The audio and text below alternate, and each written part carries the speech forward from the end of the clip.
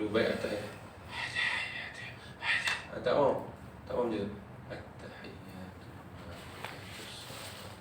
Sebut je biasa-biasa. Sebut sebiji-sebiji. Tapi kalau kita baik, laju tu yang jadi tu. Puncanya masalah kalau nak laju. Itu yang kita tak nak. Okey. Baik, seterusnya apa yang saya boleh katakan dari segi praktikal ni pada last sesi kita ni, iaitu praktikal. Rekannya kau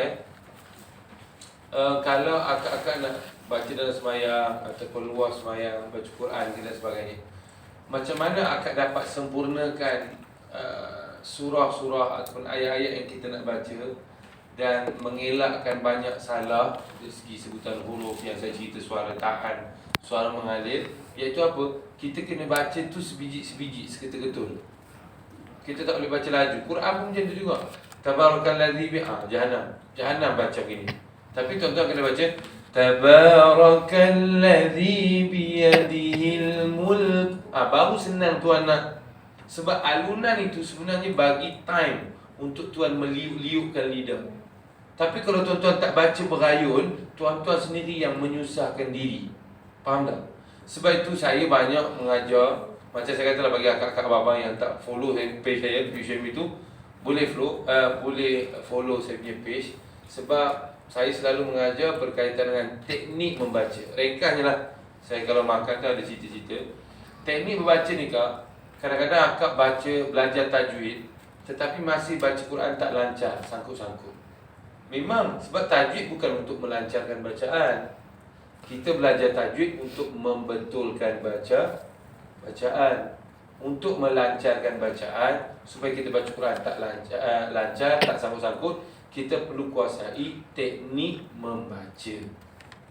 Okey, Ustaz, apa beza tajwid dengan teknik membaca? Rekan je begini.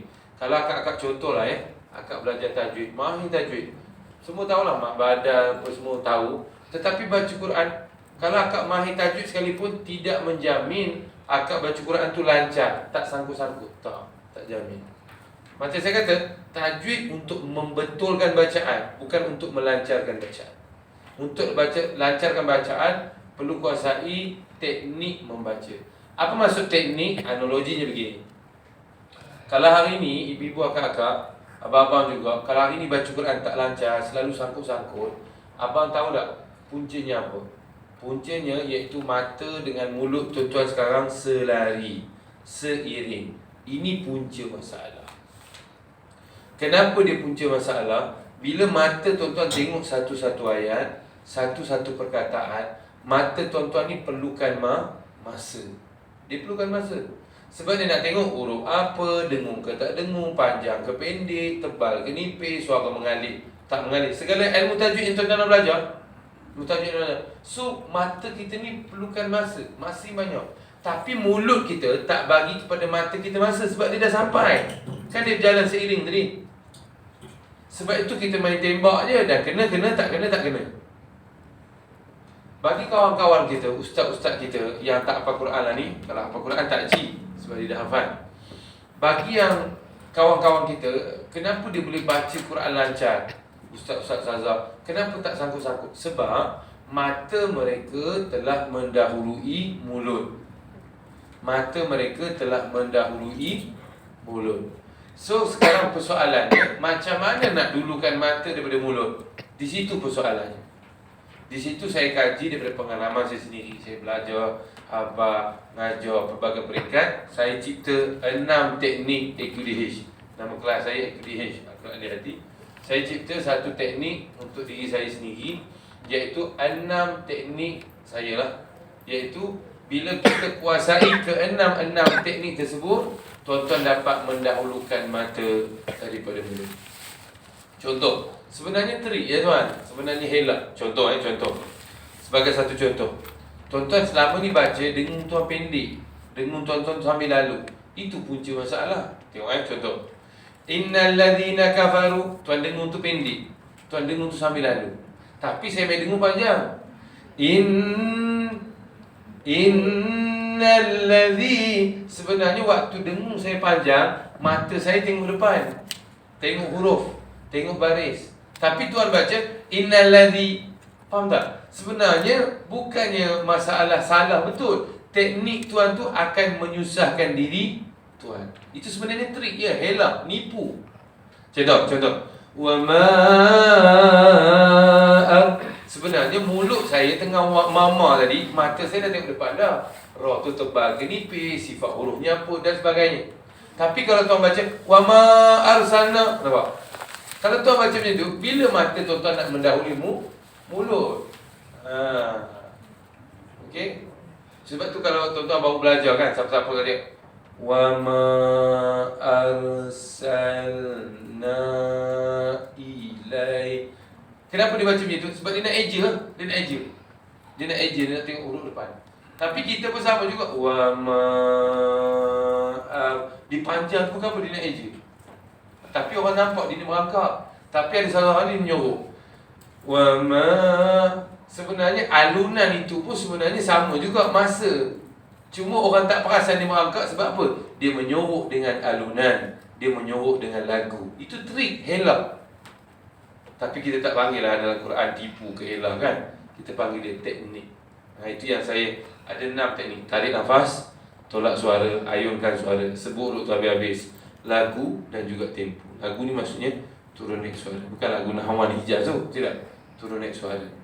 Contoh kalau tuan-tuan ada contoh, selalu di antara kita, saya banyak lah, ramai yang bertalaki dengan saya, iaitu kebanyakannya bila mula ayat ataupun bila berhenti nak mula ayat, tak tarik nafas dengan tenang. Oh, dia apa peluru, dia kejar dia anjing, laju dia nak ke mana tak. Contoh, innal ladzina kafaru sawa'un 'alaihim a'anzartahum apa kabur. Tak mau. Sebab kenapa tuan-tuan tak? Bila tuan-tuan tarik nafas, trik je. Bila kita tarik nafas, kita dah tengok 1-2 perkataan dekat depan. Bila kita tarik nafas, kita dah tahu huruf apa. Bila kita tarik nafas, kita dah tengok kadar panjang ayat yang kita nak baca. Tapi bila tuan-tuan tak tarik nafas dengan yang betul, wa iza, bukan zai, huruf zal, nampak? Sendiri cari susah. Dia tak gunakan trik tarik nafas, tolak suara, ayunkan suara, sebut huruf tu habis-habis. Lagu, kebanyakan daripada kita baca tu mendatang. Innal ladzina kafaru sawa'un 'alaihim a'anzartahum am lam tunzirhum la yu'minun. Kalau volume tu 5 ini penyakit. Ini bacaan penyakit. Lepas tu alunan tu, lagu tu tidak mengikut tempo. Ini semua masalah.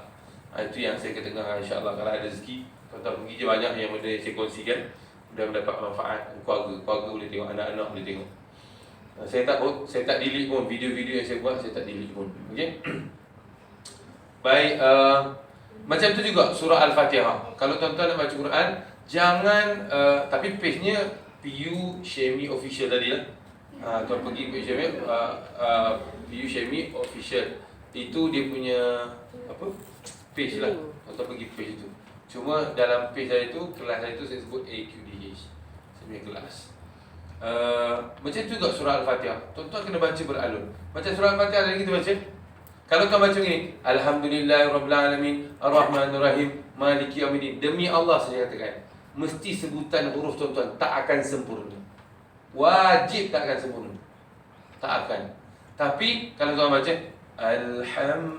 alunan tu sebenarnya bagi masa kepada tuan untuk ejaz lidah mulut. Alhamdulillahirabbil, enyak-enyakkan huruf tu. Enyak-enyakkan huruf tu. Okey. Alhamdulillahirabbil alamin, Ar-Rahmanir-Rahim, Maliki Yaumiddin, Iyyaka na'budu wa iyyaka nasta'in, Ihdinas siratal mustaqim, siratal ladzina an'amta 'alaihim, ghairil maghdubi 'alaihim waladdallin. Amin. Kalau tuan baca begini senang. Tapi kalau tuan baca laju, siratal an'am, macam-macam masalah. Mesti macam-macam masalah. Itu saja. Okey? Dari segi cara bacaan sangat penting. Sebab saya banyak jumpa orang pandai tajwid, tahu ku akak. Saya rasa akak ni kalau saya cek seorang-seorang, Kak, ini panjang ke pendek buat satu ayat Quran? Panjang. Yang ni pendek, yang ni dengung, tak dengung. Tapi baca Quran, pendek dipanjangkan, panjang dipendekkan. Cuba tuan-tuan fikir logik. Cuba tuan-tuan fikir logik. Kalau hari ni saya tanya tuan yang baca Quran, kata-katalah, saya berani jamin. Kak, ini panjang ke pendek? Pendek. Ini panjang ke pendek? Panjang. Tahu 100% insya-Allah. Tapi bila baca, tengok yang panjang dia baca pendek, yang pendek dia baca panjang. Kalau tuan fikir tak logik langsung. Kenapa dia suka tahu tapi bila baca salah? Kenapa? Cuba tuan-tuan fikir. Kenapa benda tu berlaku? Kenapa? Tak logik kalau nak ikut aku tahu. Tapi kenapa masih salah bila baca? Sebab bila kita baca Quran, kita kena cekap, kita kena cepat. Bukan kita baca wa ma taluhu. Itu memang boleh. Tapi cuba baca innal ladzina kafaru. Nak kena cekap. Sebab itu mata perlu mendahului mulut. Mata perlu mulut. Ni kalau saya cek seorang-seorang menerak banyak. Mesti banyak menerak. Mesti kebanyakannya iaitu tidak kuasai teknik membaca. Bukan pasal tajwid tak tahu. Sebab kalau nama tak tahu, Ustaz, saya tak tahu nama tapi saya tahu ini 2 harakat. Tahu 4 harakat. Cukuplah.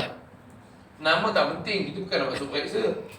Yang penting waktu baca tu betul 4 harakat, 5 harakat, 6 harakat. Nama tu tak penting lah. Sebab untuk masuk periksa ke boleh lah. Tapi kalau tahu pun tak ada masalah. Tapi walaupun tahu, bila baca Quran tak dapat aplikasikan, amalkan apa yang kita baca ketika membaca Al-Quran. Okey? Baik. Kita buat, siapa yang nak cuba baca surah Al-Fatihah? Siapa yang nak cuba? Siapa nak cuba, saya bagi mic. Boleh cuba je kalau nak cuba. Kalau tak nak cuba pun tak ada masalah. Kita terus pada soalan. Cuba santai. Cepat. Ada yang nak merasa baca surah Al-Fatihah? Angkat tangan saja. Nanti saya bagi mic.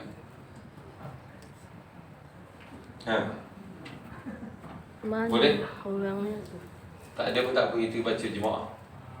Kita baca jemaah Tu afdal. Tak padu. Okey. Saya minta sekali lagi kita baca apa yang kita baca ni. Cuma baca tu jelaskan sebutan apa. Okey. Sebab saya ramai yang bertalaki dengan saya dibaca biasa ni. Allahu akbar, alhamdulillah katsiran, subhanallah wa asira. Ini tuan-tuan ni jangan. Ini penyakit baca begini. Jangan apa. Demi Allah saya katakan, kalau tuan-tuan baca Quran macam ni sampai kiamat, tuan-tuan tak akan dapat baca Quran dengan baik. Tak akan. Kenapa tuan? Kenapa kita suka baca begitu? Sebab kita ada benda yang tak confident. Contoh macam dengung kan. Kita tak baca dengan jelas. Kita akan baca tengah-tengah. Kita baca di antara dengung tak dengung. Sebab orang nak salah kan tak boleh. Nak kata dengung pun ada dengung. Nak kata tak dengung pun ada tak dengung. Ini menyuruh. Akak-akak tak payah buat. Saya dah buat dulu. Menyuruh ni tak payah. Sebut huruf dengan jelas. Zahirkan kelemahan kita. Selagi kita contoh banyak huruf-huruf yang hampir, huruf kha, huruf qaf, huruf ghin. Itu huruf-huruf yang dekat-dekat. Kalau tuan-tuan tak sebut huruf dengan jelas, memang tak akan baca baik. Okey, tak apa, kita sekadar kita nilai. Boleh kita baca doa iftitah dulu insya-Allah. Kita ulang sekali lagi lah. Saya berjemaah saja. Lepas tu kita terus open soalan sampai habis. Okey, boleh ikut saya. Bismillahirrahmanirrahim. Allahu akbar kabira. Allahu akbar kabira. Walhamdulillahi katsira. Walhamdulillahi katsira. Ingat. Kathi. Jangan sebut huruf S. Jangan katsira, tak cantik. Dia ni kathi. Mesti lidah tu keluar. Kalau lidah tak keluar, salah. Okey, sekali lagi. Walhamdulillahi katsira. Walhamdulillahi katsira. Ayawa. Wa subhanallahi bukratan wa asila. Wa subhanallahi bukratan wa asila. Kalau kaf ni, kalau cumit-cumit, buk. Dia huruf tu nipis je. Tak mau. Buk rotan. Dah, gedebuk bunyi. Tak. Buk. Buk. Sekali lagi. Wa subhanallahi bukratan wa asila.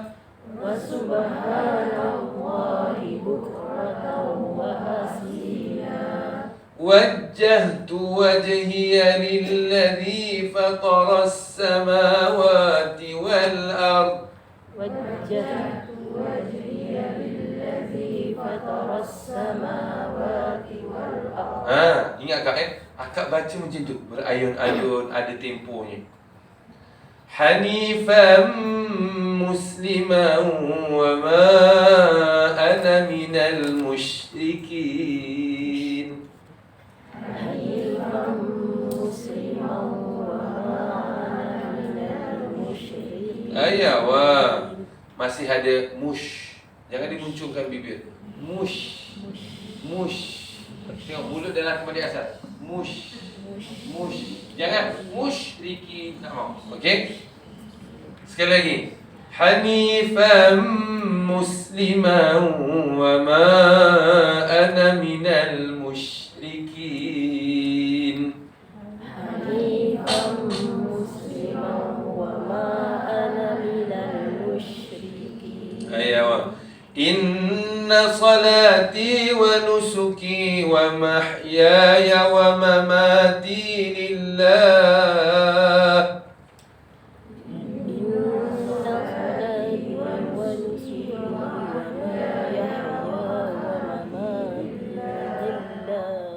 Kalau boleh, ya tu. Wa mahyaya wa mamati lillah. Cuba.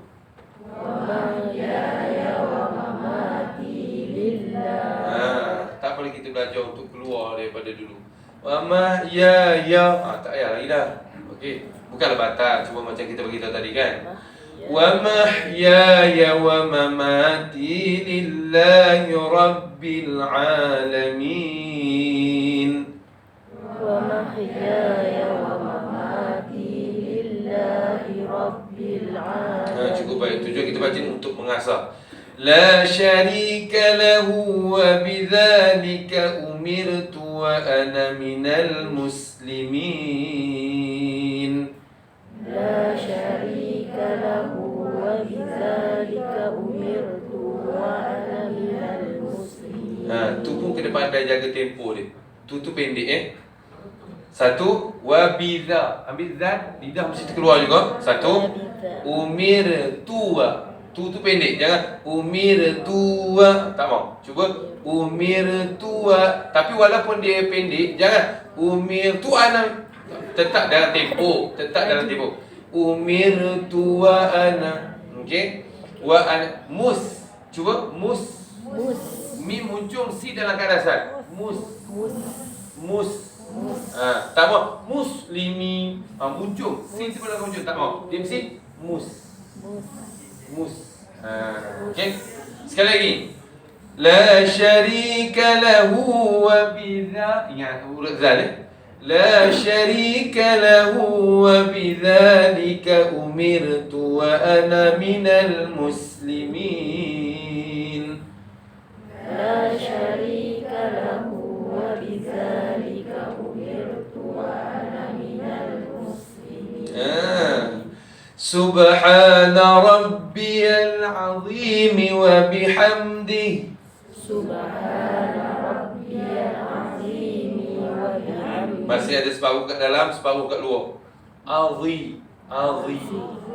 Ya, azim. Kalau lidah pakai kan? Azim. Azim. Sekali lagi. Subhana rabbiyal azim. Azim. Mesti terkeluar So tak apa, pelan-pelan kan? Pelan-pelan ubah. Sekali lagi. Subhana rabbiyal azim wa bihamdihi. Subhana rabbiyal azim wa bihamdihi. Sami'allahu liman hamidah. سمع الله لمن حمده. ربنا لك الحمد. ربنا لك الحمد. ربنا لك الحمد. ربنا لك الحمد. Boleh. akan nak bunyikan hamdu pun boleh, akan nak waqaf pun boleh. Sebab bila kita baca ni, kita bukan tilawah. Bukan maksudnya bila waqaf kita ikut tajwid betul-betul. Tidak perlu. Okey. Terus sebab tu contoh huruf dha kan, kalau akak tengok kori-kori Malaysia ke, dia akan macam ni. Sadaqallahul azim. Dia akan bunyi begitu. Azim tu. Lidah tu keluar. Tapi dulu kita Sadaqallahul azim. Bunyi agak keras sedikit. Sadaqallahul azim. Begitu. Okey. Baik, terus yang terakhir. Nanti surah Al-Fatihah lagi. Surah Al-Fatihah last. التحيات المباركات الصلوات الطيبات لله التحيات المباركات الصلوات الطيبات لله السلام عليك أيها النبي ورحمة الله وبركاته السلام عليك أيها النبي ورحمة الله وبركاته. Untuk kita baiki. Kakak tu pun panjang tak ada masalah. Tapi kalau pendek lagi bagus. Cuma kalau boleh, dengung nun tu panjangkan sikit. Assalamu alayka ayyuhan Nabi. Jangan sambil lalu. Sekali lagi tengok Assalamu alayka ayyuhan Nabi wa rahmatullahi wa barakatuh. Assalamu alayka ayyuhan Nabi wa rahmatullahi wa barakatuh. Ayah. السلام علينا وعلى عباد الله الصالحين. السلام علينا وعلى عباد الله الصالحين. أشهد أن لا إله إلا الله. أشهد أن لا وأشهد أن محمدا رسول الله. وأشهد أن محمدا رسول الله. اللهم صل على محمد. اللهم صل على محمد. Bagi akak-akak abang-abang yang secara umumnya, kalau selama ini akak baca dengung tu jenis pendek, buanglah bacaan tu. Tak mau. Contoh setiap dengung akak baca begini. Allahumma salli ala Muhammad. Kan jenis dengung sambil lalu. Tukar kepada Allahumma salli ala Muhammad. Faham tak maksudnya? Baca Quran pun macam tu. Ringkasnya kenapa kesilapan tu berlaku? Ustaz, tidak kejadi 3 harakat dengung dah. Tidak kejadi 4 harakat dengung dah. Itu masalah kita ni. Iaitu apa? Kita ingatkan dengung tu 2 harakat. Yalah ustazah cakap apa itu, ustaz cakap apa itu, buku tajwid cakap apa itu. Sebab apa? Betul 2 harakat, tetapi 2 harakat dengung-dengung yang dia bercakap tu bukan maksudnya 2 harakat tu sama dengan 2 harakat mad asli. Itu kesilapan kita. Kita samakan 2 harakat dengung dengan 2 harakat mad asli. Itu silap. Dalam kitab tak ada senah sebut begitu. Tidak ada dalam kitab yang sebut 2 harakat dengung 2 harakat secara tahqiq tepat-tepat. Tidak. Dia sekadar ulama begitu, lebih kurang 2 harakat. Kalau akan nak samakan dengan mad asli, dengung tu sepatutnya 3-4 harakat. Kalau nak samakan dengan kadar panjang mad asli. Itu kesilapan kita. Itu yang pertama. Yang keduanya kak, sebab tu ubah lagu kita. Lagu kita selama ni innal ladzina kafaru sawa'un 'alaihim anzartahum. So bila baca macam tu, dengung tu memang kena laju. Sebab kadar harakat mengikut kadar bacaan. Kalau tuan-tuan baca Innal ladzina kafaru sawa'un 'alaihim a'anzartahum am lam tunzirhum la yu'minun. So dengung tu pun boleh lagi panjang sebab kita baca pun makyung. Baca makyung ngira je pun makyung. Kalau baca berapa peluru ngira je berapa peluru. Faham? Okey. Sebab tu ringkasnya kebanyakannya bagi akak-akak yang dengung sambil lalu, dengung terlalu pendek, dia senang menyerap. Senang salah lah. Senang salah. Okey. Baik. Terus. Allahumma salli ala Muhammad. Allahumma salli ala Muhammad. Muhammad. Sebab tu siapa yang bertalaki dengan saya suruh dia ikut lagu saya. Di antara latihan yang saya buat iaitu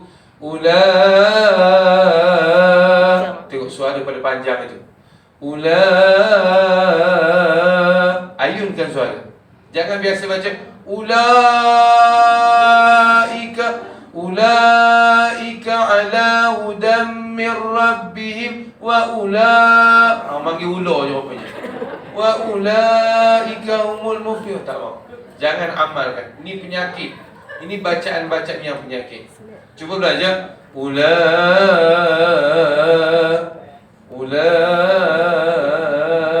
Cuba belajar ayun-ayunkan suara. Banyaklah kalau tak lagi senang cerita. Okey. Terus wa ala ali Muhammad sudah wa ala ali Muhammad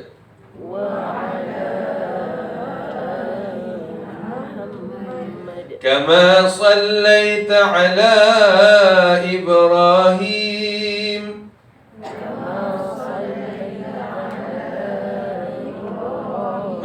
jangan jaga tempo dia. Kama sallai sabdu gitu. Jangan salai. Sallai. Ayunkan sekali lagi Kama sallaita ala Ibrahim.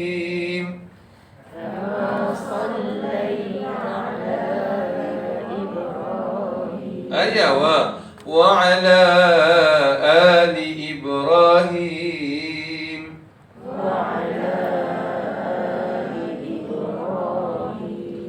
Kama barakta ala Ibrahim.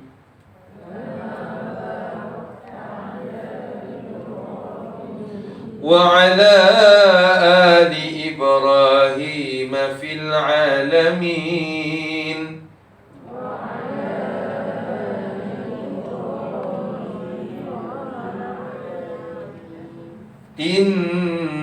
Jangan innaka hamidum majid. Nampak dengung tu. Itu yang maksudnya dengung sambil lalu. Dengung pendek tak mau. Innaka hamidum. Dia ada tempo dia tuan. Ikut je lagu. Innaka hamidum majid.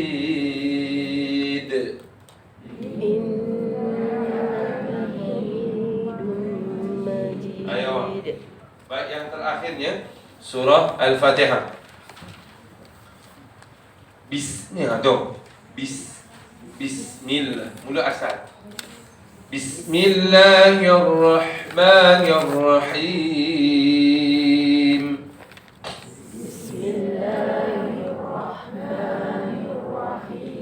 Hati-hati. Alhamdulillahi Rabbil Alamin.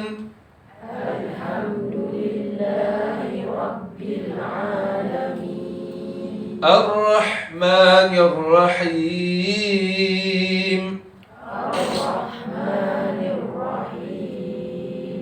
Maliki Yaumiddin.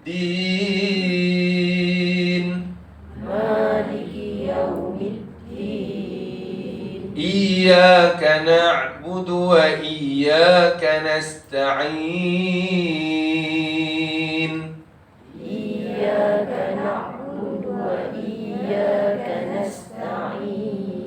Ihdinas siratal mustaqim. Ihdinas siratal mustaqim. Jangan jangan ih.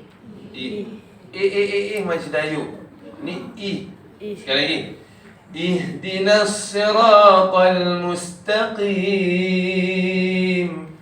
Ihdinas siratal mustaqim. Siratal ladzina an'amta 'alaihim. Siratal ladzina an'amta 'alaihim. An'am tu bagi ayun cantik. Jangan an'am tu nampak tempo tak jaga. An'am. Jangan an'am. Tu tempo. Tu maksudnya tempo. Sebab tu kalau akak tengok yang orkestra tu ada satu orang depan tu. Apa kontraktor? Apa nama? Konduktor. Tu yang. Gitu. Apa gunanya tu kak weh? Apa gunanya tu? Apa kontraktor? Konduktor. Konduktor apa guna kat situ? Yang main orkestra tu kak bukan budak sekolah. Semuanya jago-jago tu. Expert. Apa meronjang dia seorang kat depan tu? Apa dia buat kat depan seorang-seorang? Menjaga tempo tu yang rupa terkinja-kinja je rupanya tu. Itu nak jaga tempo. Penting, sangat-sangat penting tempo. Sekali lagi. Siratal ladzina an'amta 'alaihim. Siratal ladzina an'amta 'alaihim. Ghairil maghdubi 'alaihim waladdallin.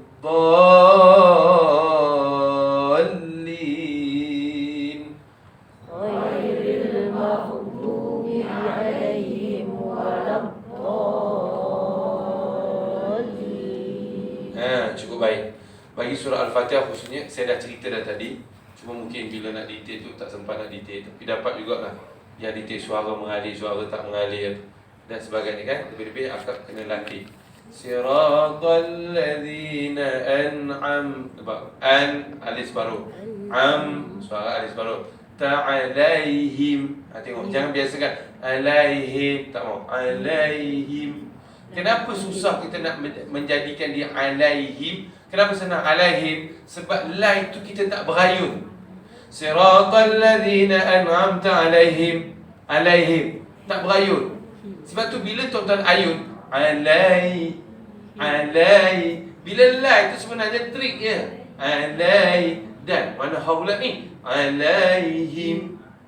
Sebab tu saya kata kebanyakan daripada kita tidak belajar teknik membaca ataupun teknik membaca Al-Qurannya yang menyusahkan diri dia. Senang je kak. Macam mana Ustaz saya nak baiki baca Quran saya secara umumnya? Akak tukar style bacaan, masalah tu settle. Itu saja. Okey. Sebab kadang-kadang kita tak tahu masalah kita kat mana. Belajar tajwid, pergi belajar tajwid, pun tak selesai masalah. Sebab kita tak belajar masalah kita. Contohlah ada satu orang akak.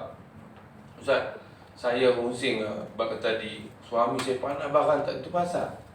Dia tak tahu entah pelahir bulan berapa entah. Dia barang tak tentu pasal, tapi dia rajin pergi masjid. Rajin pergi solat, rajin pergi dengar kuliah Ustaz. Saya tanya, mak akak, abang pergi kuliah, pergi dengar masjid, kuliah apa? Kuliah tajwid. Apa kena-mengena dengan baran? Apa kena-mengena kuliah tajwid dengan baran? Cuba abang bayangkan. Tak ada kena-mengena. Dia baran boleh selesaikan dengan kuliah tajwid. Tak selesai. Dia selesai dengan kuliah-kuliah yang bentuk tasawuf tu lah. Yang cerita tentang apa buruknya marah. Marah ni sifat setan. Siapa yang ada sifat marah ini, Allah akan campak dalam neraka. Apa kelebihan sabar? Sabar ni salah satu sifat orang yang bertakwa yang Allah sebut dalam surah Ali Imran. Ustaz terbawa ayatnya. Surah Ali Imran ayat 133 sebagai contoh. Ayat 134. Alladzina yunfiquna fis sarra'i wad dharra wal kadhimina al ghaidh, yang menahan marah, wal 'afina 'anil nas wallahu yuhibbul muhsinin. Ini dia tak ada sifat-sifat orang bertakwa yang Allah akan bagi masuk syurga. Barulah kena dengan baran. Faham tak? Masalah kita kat macam saya selalunya umum memang terlibat langsung dengan Quran. Banyak dalam masyarakat membaca Al-Quran. Kebanyakannya masalahnya pada cara dia mengayunkan bacaan. Kalau akak tengok hari ni akak baca Quran, ayunannya itu tidak mengikut tempo. Kalau akak belajar tajwid, tak akan selesaikan masalah. Saya belajar semua. Kalau akak pergi dekat kelas itu, kita belajar teknik baca, lepas teknik belajar kita belajar tajwid dan juga tadabbur. Okey, lebih ada masalah. Okey, habis kita punya ini tadi kita dapat cerita sikit-sikit yang panjang pendek, khususnya kalau rukun qauli ni iaitu khususnya bagi tumpuan kepada surah Al-Fatihah. Yang lain tu ada maaf lagi. Surah Al-Fatihah ni bagi tumpuan. Dan secara umumnya boleh dikatakan kita tak ada buat silap lah surah Al-Fatihah ini. Cuma saya rasa dari segi kesilapan kecil. Itu yang saya kata tadi, itu kesilapan kecil, itu akan mengurangkan pahala. Mudah-mudahan dengan kita baiki surah Al-Fatihah, solat-solat kita selepas ini akan mendatangkan banyak sikit pahala yang kita akan dapat daripada biasa. Baik, habis. Dekat situ kita terus kepada soalan. Lebih kurang ada 5-40 minit. Kita habiskan kepada soalan ni. Boleh insya-Allah. Kalau ada soalan, kalau ada tuan-tuan angkat tangan saja, kita pergi kepada soalan. Sebelum tu saya akan terus apa yang saya ingat sekarang, saya ingat. Okey. Dengar baik-baik abang-abang, kakak. Angkat tangan ni pun masalah. Saya tengok dalam masyarakat kadang-kadang angkat tangan ini tempat yang tak angkat tangan juga dia angkat tangan. Akak-akak abang-abang ingat baik-baik. Nanti balik kongsi dengan anak, cucu, pasangan dan sebagainya. Angkat tangan ni khususnya dalam mazhab kita Imam Syafi'i pada 4 tempat sahaja. Angkat tangan pada 4 tempat. Okey, dengar baik. Kat mana angkat tangan? Yang pertama waktu takbiratul ihram. Allahu Akbar. Nanti angkat tangan. Nanti insya-Allah kalau masa kita cerita kat mana tangan ni kat mana itu cerita. Ini angkat saja, cerita pasal angkat. Allahu Akbar. Yang pertama. Yang kedua, Allahu Akbar. 2 dah angkat tangan. Yang ketiga, Sami Allahu liman hamidah. 3. Dan yang terakhir, waktu bangun daripada tahiyat awal sahaja. So itu saja 4 tempat yang disunatkan kita angkat tangan. Kebanyakan akak tengok bila saya cerita 4 tu 4 sajalah. Okey, kebanyakan daripada kita khususnya daripada rakaat pertama nak bangun nak pergi rakaat yang kedua. Ada juga yang angkat tangan. Siapa ngajarnya? Contoh, kan kita rakaat pertama ni sujud, duduk di atas sujud, sujud balik, Allahu Akbar. Ni siapa ngajar? Betul tak? Ada tak di antara kita buat? Mungkin kita sendiri yang buat. Siapa suruh angkat tangan? Kan saya kata angkat tangan pada 3-4 tempat tadi sahaja. Khususnya saya tengok waktu bangun daripada rakaat pertama dan bangun daripada rakaat yang ketiga. Macam tu kat rakaat ketiga sama dengan rakaat pertama tadi lah. Kita sujud, kita rukuk, kita sujud, kan nak bangun rakaat keempat. Allahu Akbar. Siapa suruh angkat tangan? Sepatutnya Allahu Akbar. Terus dakap. Tak payah angkat tangan. Sebab tu ringkat ingat, angkat tangan pada 4 tempat sahaja. Ustaz, kalau saya angkat selama ni adakah batal? Tidak. Benda yang tak dilakukan oleh Nabi, benda itu adalah makruh. Makruh ni mengurangkan pahala. Boleh? InsyaAllah. Baik. Dari segi tangan, perempuan dan lelaki sebenarnya sama je. Okey. Cuma dalam mazhab kita ada juga bahasa ulama, perempuan ni kalau boleh tutup sikit ruang-ruang jarinya itu. Contoh macam ni kan. Kerana dalam tangan sebaba dengan bahu. Sejajar dengan bahu. Ada juga yang sejajar dengan telinga. Okey. Bagi perempuan nak buat sini pun boleh. Nak buat sini pun boleh. Sah-sah belaka. Tapi afdal setiap rukun jaga kita punya ruang-ruang. So kalau segi afdal, perempuan ini bagus ke ini bagus? Yang ni sebab begitu juga dengan tangan. Buat macam ni pun tak batal. Perempuan tak batal sebenarnya. Tapi kalau rapat lebih afdal. Faham isu afdal saja. Isunya afdal sahaja. Okey. Apa lagi yang betul lah saya ingat lah. Okay, silakan. Menyapu muka ni boleh. Tak sapu dinding boleh. Tak sapu apa boleh. Tak ada masalah. Boleh. Sebenarnya dia daripada pelakuan Nabi. Pelakuan Nabi sebenarnya. Cuma pelakuan Nabi tu adanya isunya sebab biasalah waktu zaman Nabi bukan macam kita kan. Ada pasir, ada pasir, ada benda-benda macam habuk. Bukan apa kita sekarang. Mana ada pasir-pasir, yang disapu tu buat apa? Faham tak maksudnya? Tetapi ada juga sahabat-sahabat Nabi dulu kak. Kalau kita tengok kisah-kisah, contohnya kalau tak silap saya, Abdullah bin Umar, dia ni anak Sayyidina Umar radhiyallahu anhu. Pada satu dia sezaman Nabi hidup lagi lah, dia naik unta dengan Nabi. Tiba-tiba ada bahan pokok tu, dahan pokok tu, dia seolah-olah macam Nabi tunduk lah. Nabi tunduk di tempat itu, dia pun ada, dia pun tunduk sekali. Lepas tu bila zaman Nabi SAW meninggal dunia, pokok tu tak ada. Tapi waktu dia sampai situ, walaupun dahan tak ada, dia tetap tunduk. Faham tak? Maksudnya dia akan ikut apa juga yang Nabi buat, walaupun benda tu dah tak ada. Faham tak maksudnya? Dia pasal apa tuan? Rasa kasih dan sayang pada Nabi tu. Kita sebab tak sayang pada Nabi. Okey, contoh, kalau kita tengok salah satu orang yang fanatik macam, tak kisahlah kalau pemain bola, kalau tak mau mungkin Neymar ke, mungkin siapa-siapa ke, mungkin apa penyanyi-penyanyi 60-an dulu. Apa yang kita tengok. Saya tengok ada anak muda tu kan, apa ke nama, siapa nama tu. Dia ikut suara apa nama Ramli S lah, apa siapa macam-macam tu kan. Yang ramai. Daripada seluruh Yankee pun dia pakai. Masuklah berita harian sebagai TV kan, sebagainya. Nak bagi tahu kalau seseorang itu dia cerita, dia akan tiru betul-betul. Dia akan tiru betul-betul. Tapi tak kata kalau kita tak sapu tu kita tak sayang Nabi. So dalam isu nak sapu ke tak nak sapu ke tak ada masalah. Cuma yang sapu itu dia kena sedar ini bukanlah satu ibadah yang khusus. Tak ada maksudnya kalau tak sapu tak dapat pahala, sapu dapat pahala. Itu maksud ibadah khusus. Okey? So dia sapu. Juga ada ulama yang mempertahankan iaitu sembahyang ini adalah doa. Sampai lepas doa boleh tak sapu muka? Boleh sapu muka kan lepas doa kan? Amin. Tak sapu muka? Begitu. Sebab saya harap sangat-sangat akak-akak abang-abang, satu, memang saya melalui proses juga, iaitu pertama proses ilmu. Tapi satu proses ilmu kadang-kadang kita tak lalui, iaitu kematangan dalam ilmu. Bila kita ikut satu-satu ustaz, satu-satu ruang, so kita terus menyalahkan. Di sini macam mana? Wahabi, macam lah. Lepas tu yang belah sini pula, apa-apa Salafi, apa-apa, macam-macam.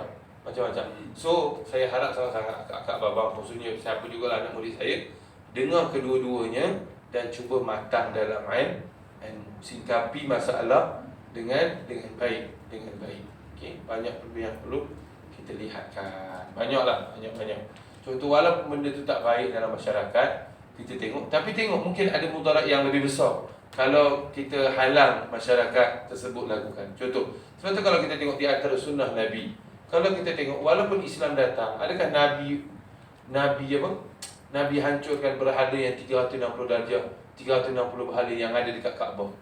Kenapa Nabi tak hancurkan? So lambat Nabi hancurkan. So kena pandai lah ikut situasi tu, sangat pandai. Tapi ala kulli hal, maksudnya jangan kita menyalahkan orang yang sapu. Mungkin dia jadi tabiat, mungkin dia jadi. Yang penting kalau dia kata ini satu ibadah khas, itu salah. Kalau sapu ni dia ada khasiat yang tertentu. Maksudnya ada pahala tertentu lah. Contohnya kalau sapu ni dapat pahala sebagaimana mengerjakan umrah. Kepala bapak dia maksudnya tak ada lah. Okey. Itu tak boleh. Okey, apa lagi kalau soalan tak tanya? Nak tanya pasal yang syahadah tu. Ucap kalimah syahadah tu, tangan boleh buka macam ni ataupun kena genggamkan? Yang ni banyak yang salah. Betul. Dia sebenarnya kak, bila kita at-tahiyatul, sebenarnya tangan kita dah penumbuk dah.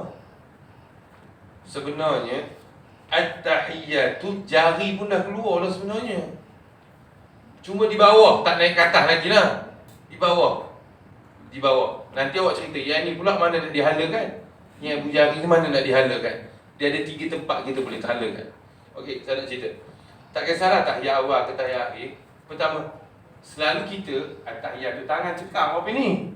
At-tahiyatul mubarakatuh salawatut thayyibatu lillah. Assalamualaikum ya Nabi wa rahmatullahi wa barakatuh. Assalamualaikum wa rahmatullahi wa barakatuh. Naik ya Allah, penumbuk pendatang jari tu pun keluar. Faham tak maksudnya? Selama ini secara umum lah. Secara umum ya. Tetapi dalam kaedah yang betul, at-tahiyat tu tangan dah penumbuk. Lepas ni boleh ubah. At-tahiyatul mubarakat. Bukanlah ubah. Maksudnya at-tahiyat tu jari pun dah keluar. Jari pun dah keluar bu. Cuma di bawah. Macam ni. Di bawah. At-tahiyatul mubarakatus salawatut thayyibatu lillah. Assalamualaikum ayuhan nabi wa rahmatullahi wa barakatuh. Assalamualaikum wa ala ibadillahi salihin. Asyhadu an la ilaha illallah. Bagi mazhab kita Imam Syafi'i, angkat jari itu pada perkataan illallah. Terus. Tak ada turun-turun dah. Wa asyhadu anna Muhammadar Rasulullah. Allahumma salli ala Muhammad. Okey. Apa itu naiklah kalau tahiyat awal tu naik. Kalau tahiyat akhir tu Assalamualaikum warahmatullahi. Assalamualaikum warahmatullahi. Habis salam baru turun. Okey. Itu keadaan jari. Okey. Yang ni ibu jari ni boleh buat 3 keadaan. Okey. 3 keadaan. Yang pertama kita boleh buat yang ini, ibu jari ni dekat sini. Macam ni kan? Yang ni bila jari kita keluar, ibu jari kita ni dekat sini. Dekat apa ni? Dekat benda jari tengah ni yang tajam. Macam ni. Okey, saya angkat tu saya nak tunjukkan ni lah. Ibu jari ya. Sini. Okey, so satu keadaan iaitu dekat tepi dia. Letak je tepi dia. Satu keadaan lagi boleh juga buat circle macam ni. Maksudnya macam ni, tapi jari bawah macam ni. Kalau jari tu tengah bawah macam ni. Maksud jari tengah ni dengan jari ni bertemukan dia akan bentuk circle. Okey, tapi saya tak apa. Tak cantik pula. Malam ni payah pula semayang. Okey, itu yang kedua. Dan yang ketiga, yang dia tangan ni tempelkan dekat, sebab tu kadang-kadang kita tengok ada orang tempelkan dekat jari telunjuk yang nak naik tu. Tapi bawah lah, masa tu bawah lah. At-tahiyatul mubarak. Asyhadu an la ilaha. Dia letak tepi ni. Boleh lah, ikut suka akak-akak lah. Mana-mana pun. Okey? Tak ada masalah. Boleh. Tapi betul pengalaman lah kalau boleh. Jangan semayang ni tengok gangguan. Saya pernah semayang buat ke tadi. Saya tengok orang sebelah cincin, ya Allah besarnya. Saya tengah semayang, confirm tak khusyuk. Dia memang suka cincin kan. Banyak cincin, 3-4 dia pakai. Cantik-cantik, Allah jenuh je ni. Mana dia beli ni? Okey, soalan lain, silakan. Banyak. Dia ada mazhab Maliki yang gerak-gerak. Mula-mula gerak yang dikata. Lepas tu kiri kanan. Alah dia berputar pula orang kita. Aduh. Ada juga mazhab yang setiap kalimah Allah jari tu berangkat. Asyhadu an la ilaha illallah, asyhadu an tu mali. Asyhadu anna Muhammadar Rasulullah. Tapi rasanya tak hati. Ya Allah, rasa nak pegang jari itu. Kalau kita semayang sebelah kan, ya Allah geram terkejap, cok. Asal aku nak pegang jari dia tu. Adalah mazhab-mazhab yang lain, mazhab Maliki, mazhab Hambali, ada yang setiap kalimah Allah angkat.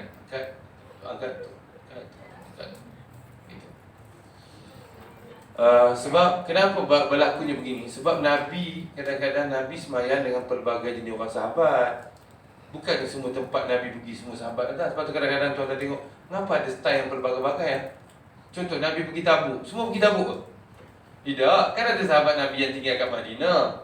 Betul tak? So, sahabat yang meriwayatkan waktu Nabi semayang, waktu Nabi atas kuda ke dan sebagainya. So, sahabat tu lah yang riwayat. Lepas tu boleh pergi Bugor Gira. Adakah semua sahabat pergi? Jahannam lah. Tidaklah, habislah Madinah macam tu kan. So, ada sahabat yang, sebab tu kepelbagaian itu. Kenapa Nabi buat yang pelbagai itu? Sebagai rahmat buat kita. Rahmat buat kita. Okay. Lagi apa lagi? Kalau ada soalan, boleh tuan tanya. Saya pun tak ingat juga apa-apa yang silakan. Bagus.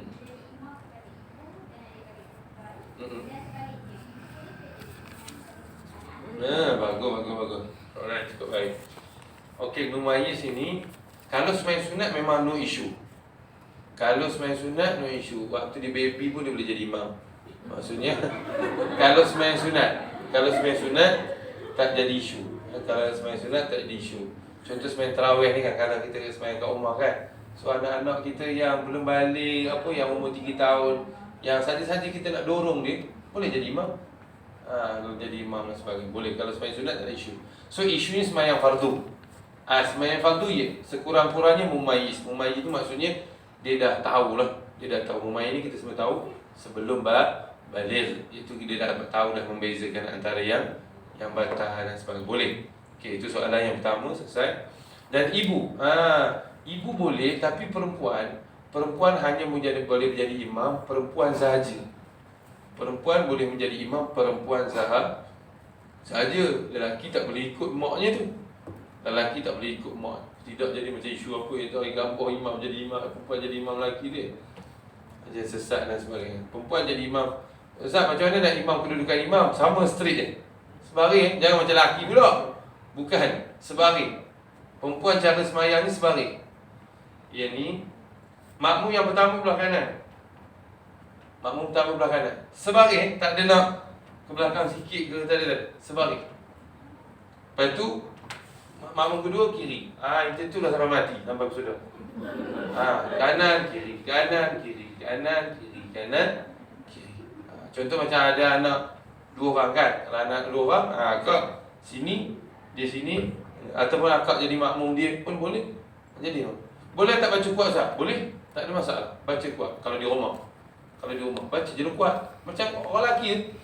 Bismillahirrahmanirrahim. Tapi yang penting semuanya mahram. Suami kita dan sebagainya. Boleh, tak ada masalah. Tapi kalau orang luar, kalau orang luar, itu yang tak boleh. Bukan tak boleh apa, jadi imam macam biasa, cuma suara wanita tu tak boleh. Suara wanita tu yang tak boleh. Tapi contoh kalau sembahyang duha kan. Sembahyang duha muslimat kan. Saya suka galakkan anak murid saya ataupun siapa-siapa itu. Saya suka contoh sembahyang duha kan. Cubalah buat jemaah sekali. Jemaah perempuan sekali. Bukan masalah kadang-kadang ilmu ni kalau kita tak amalkan kita lupa. Dan kita takut. Boleh ke tak boleh? Kan? Boleh ke sembahyang sunat duha tu jemaah? Memang sembahyang sunat ni kebanyakannya afdal seorang. Tetapi untuk belajar, kan setiap hari kita buat seorang-seorang. Buat sehari jom kita buat jemaah jom seorang. Baca jangan kuatlah sembahyang siang kan. Sembahyang siang tak kuat. Tapi nak ambil pengalaman. Aku pernah bukan belajar saja. Sebab kalau tuan ada teori, tuan tak amalkan, benda tu nanti tuan lupa satu lagi tuan tak confident. Boleh ke tak boleh? Boleh buat ke tak boleh? Buatlah sekali. Tak payah ambil kata 5-6 orang kebetulan dekat surau. Buat jom kita buat duha jemaah. Kebanyakan sembahyang sunat memang afdalnya sembahyang seorang. Namun ada juga contoh sembahyang tarawih afdal jemaah. Jangan salah faham pula. Afdal jemaah boleh. Tak ada masalah. Namun kalau ada bukan yang mahram, so jangan dikuatkan suara kalau maghrib ke isyak dan sebagainya, jangan dikuatkan suara. Adakah kuat suara tu tak batal sembahyang? Sembahyang tu tak sah. Kalau dia kuat sekalipun, ada AJK surau kat situ yang bukan mahram, adakah sembahyang perempuan tu batal? Tak batal. Tetapi perbuatannya itu haram, berdosa. Begitu. Ada sebagian ulama, ada juga ulama yang mempertahankan iaitu suara perempuan tu bukan aurat secara total. Total. Kalau secara total, kalau nak buat ucapan tak boleh. Betul tak? Kalau suara tu aurat secara total. Tidak. Yang tak boleh tu itu yang jahanam. Situ yang tak boleh. Di situ aurat perempuan pada yang meliuk-liuk tu. Kalau suara perempuan secara total, tak bolehlah perempuan jadi pensyarah, betul tak? Tak boleh. Ini pensyarah hadis lagi. Pensyarah Al-Quran lagi. Kalau yang dikatakan suara tu aurat secara total. Yang dikatakan secara total aurat adalah suara yang meliuk-liuk. Begitu. Okey? Lagi ada soalan? Sebab kita nak habiskan apa juga mungkin terbuku selama ni. Mungkin ada soalan-soalan. Mungkin ada isu-isu yang berbangkit. Silakan. Lelaki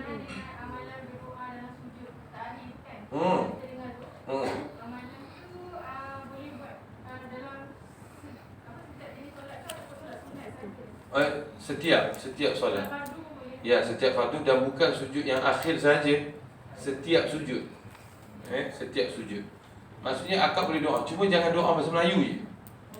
Bahasa Arab walaupun tak ada waris daripada Nabi boleh. Contoh, dia ada beza. Dia segi doa dalam sembahyang yang paling utama sekali, the best, iaitu doa yang ada Nabi ajar supaya didoakan dalam sembahyang. Itu maksudnya doa yang waris daripada Nabi. Okey, itu yang pertama. Level dia yang kedua bawah, iaitu doa dalam bahasa Arab yang kita reka sendiri. Yang tak ada waris lah. Ada doa tu ada di luar sembahyang, tapi Nabi tak pernah buat dalam sembahyang. Contoh, Rabbana atina fid dunya. Ada Nabi doa dalam sembahyang? Tak ada. Tapi dah ada tak Nabi buat doa selepas sembahyang? Ada. So itu yang kedua. Dan yang ketiganya, bahasa Arab bebas. Akak reka satu bahasa Arab. Akak mungkin guru bahasa Arab. Ya Allah, aku nak izinkan laki aku kahwin lagi. Ya Allah, akak pandai reka benda tu, doa dah. Tak ada masalah. Itu satu. Tapi bukan sembahyang sunat saja. Tak. Wajib pun boleh, sunat pun boleh. Sebab apa? Kata Nabi, kita yang paling hampir dengan Allah adalah waktu sujud. So perbanyakkanlah doa. Adalah hati tak ada masalah. Dalam hati memang tak ada masalah. Sekarang isunya lafaz. Lafaz. Kalau dalam hati boleh, Jawa boleh, Banjar boleh, semua boleh. Bahasa apa boleh. Ya bang, sila bang. Ya, bukan abang angkat tangan tadi. Boleh, sila. Banyak sangat. Kalau contoh kita tengah sembahyang fardu, lepas tu imam cakap kepada kita nak buat sembahyang sunat ajar. Adakah niat tu ada Menghalalkan cara. ataupun niat tu biasa? Maknanya ikut imam niat tu Niat Sembahyang sendiri hajat sendiri. tu lah. kiranya niat tu untuk imam ke ataupun Makmum. Boleh. Macam tak ada masalah. Sebab sembahyang sunat ni Nabi pun pernah berjemaah sembahyang. Tu ada isu apa tu? Ada seorang anaknya mengikut Nabi baca qiyam kan, ataupun bangun qiyam, tapi tak sanggup dia mengikut Nabi, sahabat-sahabat Nabi. Maksudnya boleh, cuma Nabi tak buat secara kerap. Nabi tak buat solat sunat berjamaah ni secara kerap. Tapi jangan kata tak ada. Jangan kata tak boleh sembahyang sunat secara berjamaah. Maksudnya niat makmum. lagi untuk dapatkan kita khusyuk dalam solat. Ada yang mengatakan kita kena faham apa yang kita baca. Ya. Okey, sekarang ni saya cuma nak tahu sama ada mana lagi penting. Sama ada bacaan kita tu kita kena betulkan dulu, ataupun kita faham bacaan tu baru kita dapat khusyuk tu, ataupun Ya. Okey, sebenarnya sama je. Okey. Pertama sekali, sebenarnya khusyuk ni kalau nak betul-betul, dia bukan satu ruang lingkup yang singkat macam tu. Sebenarnya untuk dapat khusyuk, kita kena faham khusyuk ni bukan usaha kita. Khusyuk ni kena ingat betul-betul. Khusyuk ni dia tak akan dapat daripada usaha kita, tetapi khusyuk ni adalah anugerah daripada Allah. Tu kena faham dulu. Khusyuk ni satu anugerah. Okey, tetapi Allah, anugerah itu Allah akan bagi kepada sesiapa yang Allah kehendaki. So Allah sendiri cerita dalam Quran macam mana kita nak khusyuk dalam solat. Selama ni kita dengar ustaz, ustazah cerita. So dia based on apa? So Allah SWT sendiri bagi tahu, wasta'inu bis-sabri was-salah wa innaha lakabiratun illa 'alal khashi'in. Allah sendiri bagi tahu, sesungguhnya sembahyang, wasta'inu bis-sabri was-salah, mohonlah pertolongan kepada aku dengan jalan sabar dan dengan jalan sembahyang.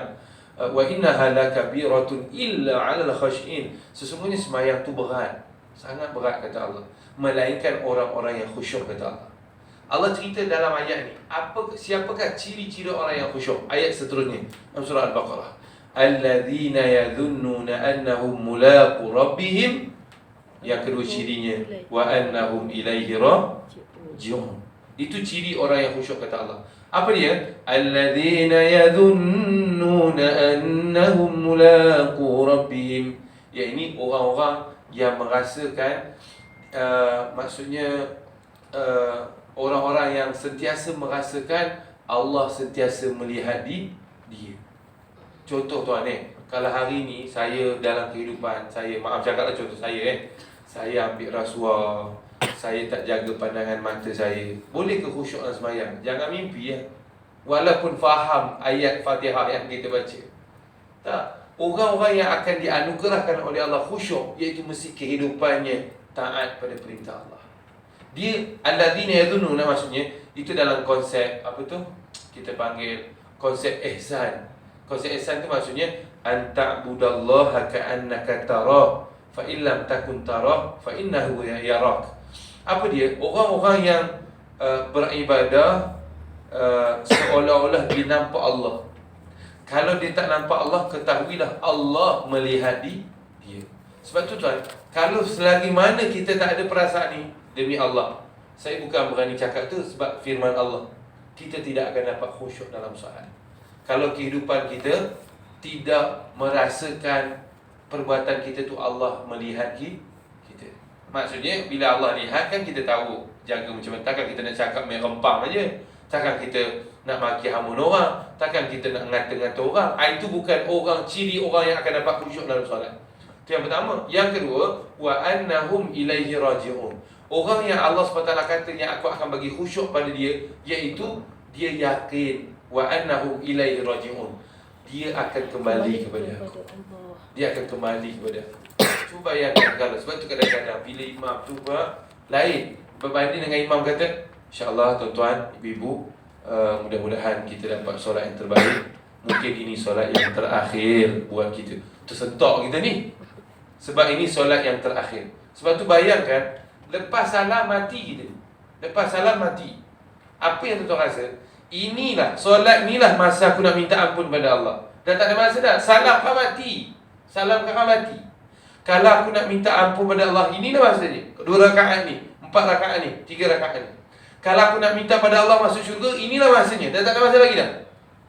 Tapi kalau lepas ni dah makan bertabak lah rasanya, lepas merayam ni, aku nak ajak leman. Bila nak matinya? Faham tak? Tak akan dapat khusyuk. Faham tak maksud saya tuan? So, kalau makna-makna ni, itu memanglah makna-makna. Tapi tak ada perasaan kehidupan kita. Okey, kalau tak percaya tuan, sekarang tuan-tuan betul hafal surah Al-Fatihah. Surah Al-Fatihah cukup. Al-Fatihah, cuba tuan-tuan buat dalam seminggu 2 ni. Kalau tak banyak pun, makna-makna dalam sembahyang tak banyak yang susah. Mungkin susah sikit dekat tahiyat akhir sikit. Tahiyat tu mubarakah, apalah bak ni kan. Sikit-sikit dia. Fatihah tu mudah. Segala puji bagi Allah Tuhan sekalian alam, Ar-Rahmanir-Rahim, Maliki Yaumiddin, Maha Pemurah lagi Maha Penyayang, Hari Pembalasan, ia akan nak kepada engkau aku. Agak senang. Okey, Rabbi fili, ampun, warhamni, rahmati, wajibur, apa pula jebur-jebur ni, tutuplah aibku, warfa'ni, angkatlah aku, warzuqni, bagi rezeki. Senang je, yang lain-lain senang. Cuma adalah serta-serta tempat. Yakinlah tuan, cuba bagi tuan 2 minggu ke seminggu, hafal nama. Yakin, kalau kehidupan kita terbelengok, tak akan dapat khusyuk. Tak akan dapat khusyuk. Tak apa lah. Saya tak tahu lah, kalau tak cerita apa pun, saya tahu dah apa dia punya jalan cerita dan sebagainya. So saya tahu, selagi mana kehidupan kita tidak, kita panggil apa ya, kan macam kita CCTV kan kita jaga pergerakan kita. Kita jaga pergerakan kita, percakapan. CCTV, Allah melihat kita dan kita yakin kita akan kembali pada Allah. Ini sembahyang aku terakhir. Selagi mana kita tak ada perasaan itu, kita tak akan dapat khusyuk dalam salat. Itu apa yang saya faham daripada ayat Quran lah. Apa ayat Quran? Okey, itu je kan? Satu je. Okey. Baik, kita ada lebih kurang lagi 25 minit. Boleh kalau ada tanya soalan-soalan. Saya pun silakan.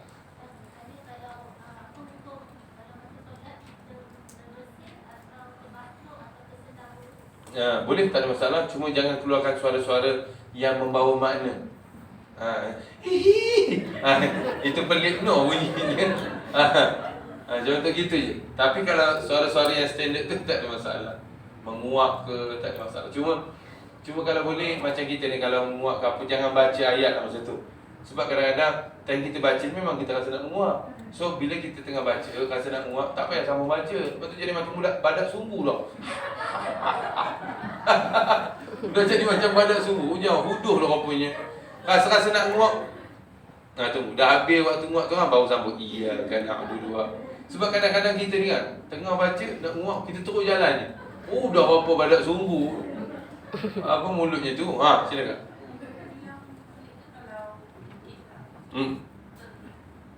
Perlu ulang balik bacaan. Apanya kak? Kalau kita Bersin dan sebagainya. Okey, contohnya tengoklah. Kalau akak baca ayat kedua selesai, kemas, ayat ketiga Haishin dan sebagainya kan, tak kemas, ulang. Kena ulang. Kena ulang, memang kena ulang. Tapi tak payah ulang daripada awal. Ulang yang ayat tak sempurna tu baru sampai habis. Lagi soalan kak? Sila kak. Tadi. Sila kak. kalau yang pergerakan lebih 3 kali. Tu Mina. Contoh kalau kita bersin banyak kali. Hmm. Kita 3 kali lebih. Mesinnya tu. Aduh, pelik lah. Dah memang keturunan orang itu. Kalau bersinnya memang pesennya orang itu ya. Dia macam ni. Sebenarnya berpunca dengan sebuah hadis.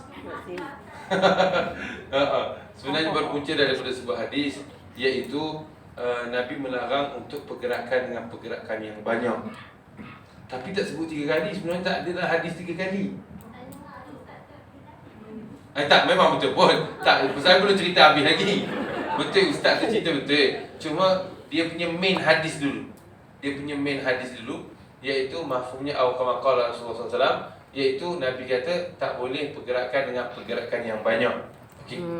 So bila hadis ni datang dalam maksud yang umum, banyak tu berapa kali? Gitu. Itu yang menjadi kalau akak-akak tengok orang Arab, oi, dah apa boleh tukar-tukar jubah? Boleh, rasanya pergerakan mereka bukan 3 kali. Berlebih. Sebab apa? Tak ada perkataan 3 kali tu. Banyak. Cuma banyak ni kadang-kadang subjektif tak? Subjektif. Kadang-kadang orang Melaka kata 8 kali tak banyak lagi. Contoh. Orang Kelantan kata, 5 kali dah rasa banyak dah. So subjektif. Banyak tu dalam. Sebab tu Al-Imam Syafi'i mengambil bab kata tadi dalam bahasa Arab 3 ni kira dah jamak dah. Sebab tu dia kata banyak itu jangan lebih pergerakan 3 kali berturut-turut. So banyak menjadi, maksudnya kalau akan nak tahu perbahasan melalui itu, isunya kenapa Imam Syafi'i, kenapa orang Arab boleh masuk pula sini kan. Imam tu, itu bukan 3 kali dah tu rasanya. Tak tahu nak cakap apa dah. Berapa kali dia megang Quran kan. Selak macam-macam. Itu mazhab-mazhab dia. Tapi bagi mazhab Syafi'i memilih banyak itu pemahamannya tidak melebihi 3 kali. Tetapi pergerakan itu kena ingat, pergerakan yang tidak bermanfaat. Bukan yang bermanfaat. Contoh handphone bunyi. Kalau ku tahu jadi begini. Handphone bunyi. Akak buka, akak tutup, akak pasti. Bermanfaat tak pergerakan ni? Pergerakan ni tak masuk. Bermanfaat dah pergerakan tu. Bermanfaat tak? Nak tutup lagu tu kan Pak Imam nyanyi lagu yang makan repik Pak Imam tu jadi kan. Maksudnya kita kena tutup. So pergerakan yang bermanfaat tidak termasuk. Contoh dan sebagainya. Okey, pergerakan tu pula boleh dikatakan nampaknya pergerakan ni pergerakan yang besar tak? Pergerakan yang besar, bukan pergerakan kecil. Macam jari ni tak ada masalah, 1000 kali boleh. Ni 1000 kali boleh. Yang besar ni, garunya orang itu yang itu tak boleh. Pergerakan. Ada juga ashab Syafi'i maksudnya bukan 3 kali tu, maksudnya secara umum ni ini bukan sembahyang dah ni. Macam tu. Tapi kalau kan kita contohnya kan. Memang kita nampak dia ni bersin tapi memang dia sembahyang. Tapi kalau ini bukan sembahyang dah ni. Itu yang batal tu. Faham tak maksudnya? Tak gaya sembahyang dah tu. Itu bukan sembahyangnya gaya tu. Itu maksudnya. Okey, pergerakan yang banyak. Maksudnya, namun secara umumnya orang kita di Malaysia ataupun kita ni memang pergerakan tu terbatas lah. Kalau kita dalam sembahyang, kita nak buat apa gaul ke dan sebagainya, memang kita jaga kita dalam kondisi solat, tidak batal sembahyang. Okey, silakan. So kalau yang kat tangan masa makruh. Makruh. Macam saya kata, perbuatan yang tak dilakukan oleh Nabi SAW bagi mazhab kita lah Al-Imam Syafi'i, iaitu benda yang tak angkat tangan, buat apa dia angkat tangan, perbuatan itu makruh. Ya tak? Siapa tadi? Menata. Iya Pak. Kalau dia keluar perkataan yang Bukan. yang difahami dalam bahasa Melayu, apa kata dalam bahasa kita lah. Contohnya ada turu, memang batal. Memang batal. Walaupun tak sengaja. Walaupun tak sengaja. Sebelum tu bagus juga bila tanya tak sengaja ni, kita kalau mendahului imam, dengar baik-baik mendahului imam, ni cerita dengan sengaja. Mendahului imam dengan satu rukun, hukumnya berdosa, hukumnya haram dan berdosa, tapi tak batal solat. Tapi kita mendahului imam dengan melebihi 2 rukun, seketika itu batal solat kita. Ini yang sengaja sengaja. Kalau tak sengaja 3 rukun pun tak ada masalah. Contoh macam ibu kan, dalam hangsi kan, apa rupa Pak Imam buat apa ni? Udah rukuk ni, Allah Akbar, tak dengar apa Pak Imam tu kan, senyap aja, senyap, ya Allah liman hamidah, Allahu Akbar. Rupanya Pak Imam yang tadi akak tanya tu lah mati tengah sujud tadi tu. Elok Pak baru tadi. Lepas itu baru dengar ada orang ambil jadi munabih ataupun jadi khalifah kan, Sami Allah, Allah makcik dah sujud, dia baru Sami Allah, baru nak iktidal lah. Contohnya, adakah batal sudah melebihi 2, 3, 4 rukun? Tidak itu tak sengaja. Kalau sengaja macam saya kata tadi, sekali hukumnya haram, berdosa, tetapi tidak batal solat, tetapi melebihi 2 dengan sengaja batal solat. Apa lagi Apa? Niat dalam takbiratul ihram. Allahu Akbar. Niat tu kalau boleh mazhab kita lah, Al-Imam Syafi'i, niat mesti di dalam sampai bar. Allahu Akbar. Okey, niat tu mesti. Cuma suka diingatkan bukan lafaz niat. Cuma kadang-kadang kita ni niat tu ingatkan lafaz niat tu. Allah tengah berjalan tu, usolli fardhu zuhri tu, dah apa jalan apa? Ada apa tulisan berjalan tu kalau ada kat shopping complex tu kan. Dia anggap dah apa itu pula, usolli bukan apa itu. Niat ni aku semayang. Udah itu niat tu. Niat ni tu yang akak belajar qasdu ta'yin dan sebagainya. Dia syarat niat ni saja. Aku semayang, lepas tu fardu ke sunat, lepas tu waktunya. Dah 3 rakaat tak wajib, 4 rakaat tak wajib cakap, 2 rakaat tak wajib cakap, makmum tak wajib cakap, imam tak wajib cakap. Dia kalau dia punya core, dia punya main saja, aku semayang fardu zuhur, cukup. Kok iya fardu zuhur 3 rakaat, 4 rakaat lah tak payah sebut. Tapi fardu kena sebut, sebab kita nak semayang sunat ke fardu. Nak semayang apa? Zuhur ke asar? Gitu. So sebab tu yang dikatakan niat tu 3 tu saja. Aku nak semayang lah, ya, takkan siapa nama kita nak semayang. Aku nak semayang fardu ke sunat waktu ni. Itu saja yang wajib. Dan niat ni ingat, lintasan hati ke. Lintasan hati ni lebih laju daripada kilat. Cuma kita faham tu niat tu usalli fardam jahannam. Itu yang Allah.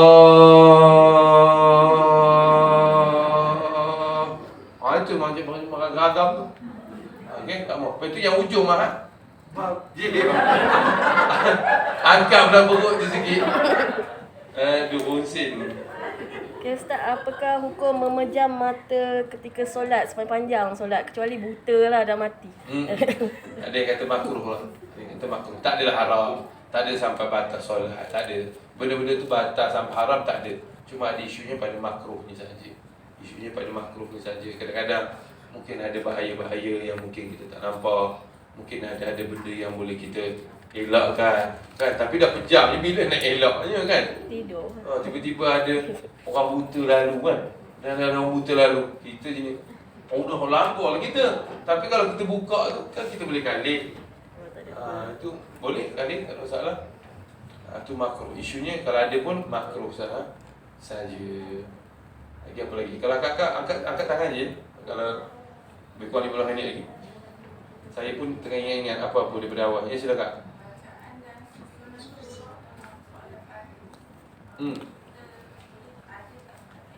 Boleh, tak ada masalah.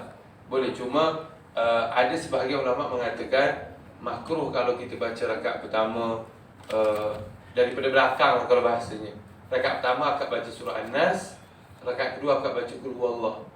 Maksudnya belakang dulu baru depan. Namun ada juga ulama mengatakan tak makruh pun. Itu okey. Yang makruh tu kalau di satu surah. Kalau satu surah. Itu contohnya. Contoh kan akak baca surah Al-Baqarah. Kan? Akak baca surah Al-Baqarah, akak baca kursi. Lepas itu rakaat kedua baru baca Alif Lam Mim Zalika. Faham tak maksudnya? Kan kalau tuan-tuan ini penghafal Quran semua ni kan. Contoh gitulah. Contoh macam surah Al-Mulk. Rakaat pertama akak baca page kedua. Rakaat kedua akak baca page yang pertama. Itu yang maksudnya. Adapun satu surah walaupun dia belakang dengan depan itu okey lagi. Tapi ala kulli hal kita keluar daripada khilaf, itu lagi bagus. Lagi bagus iaitu bacalah surah yang ikut dia punya urutan. Contohnya rakaat pertama baca Qul Huwallah, rakaat kedua baca Qul A'udzu Falaq, rakaat pertama baca Sabih Isma Rabbikal A'la, lepas itu baca surah Al-Qari'ah ke. Itu maksud. Itu yang soalan ke? Boleh je, tak ada masalah. Ya tak?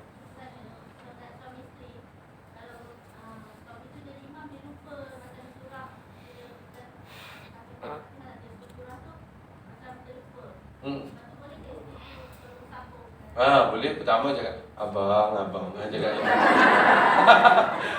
Maksudnya jangan cakap abang pula. Kalau dua benda mana boleh tahu. Maksudnya pertamanya tak payah ditegur sebab benda yang sunat. Benda yang sunat. Tak apalah, maksudnya dia cari-cari sebab takut macam ni. Lakum dinukum ana apa yang tak keluar bagi sudah. Wala ana abidu wala antum wala ana. Bila nak keluar tak jumpa yang ujung. Lakum dinukum. Tu tak jumpa. Putar itu je. Dia lantak dibuat keputusan macam mana. Tak payah tegur kan, biar saja. Nanti dia akan buat keputusan. Dia keputusan maksudnya dia akan buat keputusan. Maksudnya sama ada dia terus rukuk, ataupun dia cari surah yang lain. Okey. Tapi harap dia cepat buat keputusan. Jangan dia ketak. Kita punya menyampah ni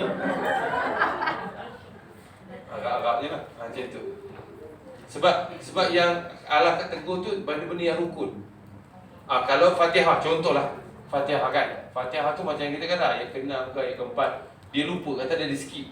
Akak tanpa tangan akak. Tapi kadang-kadang dia tak pasal ingatkan anak yang menampur ke.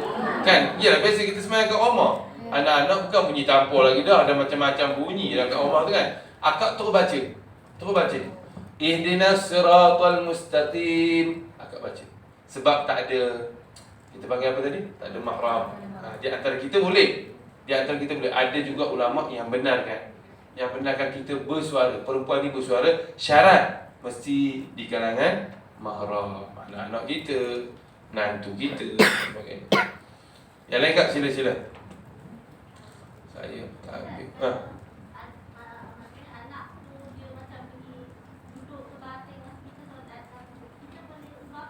Boleh. Akak boleh ubah tempat. Akak boleh angkat dia ubah. Boleh. Tak ada masalah. Boleh. Cuma memang kita ni secara umum insya-Allah orang Melayu dia tak ada buat pergerakan yang bukan-bukan. Dia sekadar nak itu saja. Okey. Cuma kalau boleh jangan lagi, maksudnya macam ni. Pelan-pelan. Jangan. Tak adalah.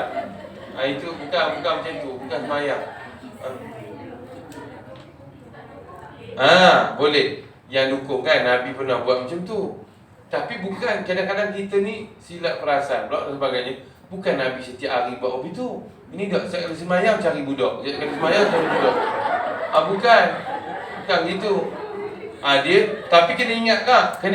Jangan pentingkan semayang. Contoh Allahu Akbar dukung. Lepas tu waktu rukuk akak pegang macam ni kak. Akak jangan meletik budak tu. Akak pegang. Tangan tak payah pegang lutut. Tak payah pegang lutut. Ini dah kadang-kadang lupa benda juga. Kena pegang begini kan. Allah Akbar. Budak tu dah. Jenah pula KPJ punya kan. Ambil pegang je. Akbar. Allah dah. Apa itu dah. Letak kawan tu. Bila dah bangun, angkat balik. Kalau kita mampu lah, sekarang kita punya elemen pun tak betul. Elemen sorang-sorang pun tak betul hala. Astagfirullahaladzim. Lagi 10 minit, insyaAllah lagi 10 minit. Bagus-bagus, tapi soalannya bagus. Boleh. Tapi nak kata boleh, boleh. Tapi jangan kalau anak kita menanggung najis tak boleh. Contoh anak kita pakai pampers lagi. Tapi kalau kan kadang-kadang kita bawa mandi anak kita, walaupun berak sebagainya, kita tukar pampers dan sebagainya, kita bawa, itu boleh. Cuma kadang-kadang dah lama pampers dan sebagainya. Kalau ada kencing, ada najis, tak boleh kita gendong. Itu batas semayang. Batas semayang kita sebab kita menggendong najis, menanggung najis itu batal. Namun kalau selalunya kalau anak-anak kita yang normal, tak ada masalah. Kalau kita yakin baru tukar pampers tak ada kencing lah, itu boleh. Kita boleh. Boleh lah, tak ada masalah. Silakan, siapa lagi luar sini? Kalau anak tu baby tu, dia duduk dekat kita dan kita kasih akhir awal, dia ada pampers dia ada urin, ada Sebab tu kita macam mana akak tahu dia ada? pampers tu lah dia dalam. Okey, kalau akak tahu, akak kena ambil dia dan letak tepi. Letak tepi, letak bawah je. Tak bawah je. Maksudnya tak payah. Jangan. Dah budak tu pun tak suara dah. Maksudnya akak just letak, jangan dia duduk atas lutut je. Tepi akak tahu. Akak sebab akak tahu dia bernajis ataupun dia menajis, akak ambil. Waktu dia duduk tu sekejap tu tak ada masalah. Tak ada maksud bila pak je automatik batal. Tak. Dia bukan batal, maksudnya dia pak akak tekan je. Maksudnya jatuhkan dia lah. Bukan maksudnya letak dia baik-baik. Letak dia baik-baik. Okey. Cuba baik. Macam-macam. Contoh kadang-kadang ramai juga yang tanya kadang-kadang pasal apa? Telekung kadang-kadang kan. Kalau perempuan semayang kadang-kadang tersingkap. Nampak kadang-kadang aurat. Adakah batal? Tak batal. Tetapi akak kena tutup dalam keadaan segera. Tutup dia macam tu. Kalau kipas kadang-kadang kan kita semayang, betul ada kipas kadang-kadang angin. Itu tak masalah. Tapi kalau lelaki yang buka sepak lelaki tu. Maksudnya ini kalau apa? Angin ke kipas ke dan sebagainya. Kalau terbuka dalam keadaan yang sekejap, cepat-cepat tutup. Cepat-cepat tutup. Tak batal. Bukan maksudnya bila dah ternampak tu terus batal. Tak ada excuse. No. Boleh segera. Lagi kan? InsyaAllah lagi 7-8 minit tak banyak lagi lah. Berdiri sudah, angkat takbir sudah 4 kali je angkat tangan. Itu rukuk ni kalau boleh 90 darjah. Ikut kemampuan lah. Yang paling terbaik 90 darjah 90 darjah. Okey. Tangan ini jangan terlalu kembang, jangan terlalu kuncung. Sederhana sahaja. Jangan dikendurkan kaki. Yang betul iaitu tekan lutut tu. Tekan lutut. Kalau kita tekan lutut tu, kita akan rasa kita punya bahagian ni menegak. Itu exercise. Okey. Lepas tu sami Allahumma hamdilah, tak ada masalah sangat. Lepas tu terus pada sujud. Macam tadi lah, saya kata ingat wajib, sunat, haram. Sunat kita punya kaki. Lepas tu duduk. Duduk ni pun sebab tu untuk maklumat akak lah, kalau nanti lepas ni kalau akak tengok kadang-kadang ada orang semayang dia buat duduk macam ni. Dia duduk atas tumit. Duduk atas tumit. Kita panggil apa? Tumit kita lah. So, ini juga dibenarkan. Ini juga ditunjukkan oleh Nabi kita yang mulia. Okey? Jangan akak sepak pula kaki je. Itu boleh. Okey, boleh. Satu boleh duduk kan. Duduk iftirash macam biasalah. Duduk tahiyat awal tu. Yang kaki tegak. Lepas tu duduk macam tu. Lepas tu ataupun jatuhkan. Jatuhkan kaki tu kat bawah tapi tetap duduk dekat tumit. Ini juga ditunjukkan oleh Nabi kita yang mulia. Boleh. Cuma yang ni tak ada. Yang ni Nabi tak ada tunjuk. Okey. Tetapi adakah Nabi tak tunjuk tak boleh buat? Makruh. Benda yang tak ditunjukkan oleh Nabi kita buat hukumnya makruh. Makruh tu maksudnya mengurangkan pahala. pahala. Tetapi ini bagi yang normal, bagi yang normal.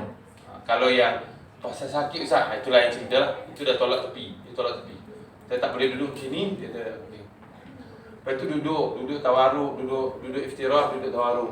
Dalam mazhab kita Imam Syafi'i, tahiyat awal kita semua tahu sunatkan duduk iftirah. Kalau tahiyat akhir duduk tawaruk. Ada mazhab lain dua-duanya iftirah contohnya. Tapi tengok keadaan lah. Kalau kita dalam keadaan yang besar, maka macam badan-badan kita besar sikit kan, saya rasa tak payahlah duduk tawaruk, duduk iftirah sekali dua-dua. Sebab saya kadang-kadang risau. Saya pernah tengok dia macam ni semua. Betul tak?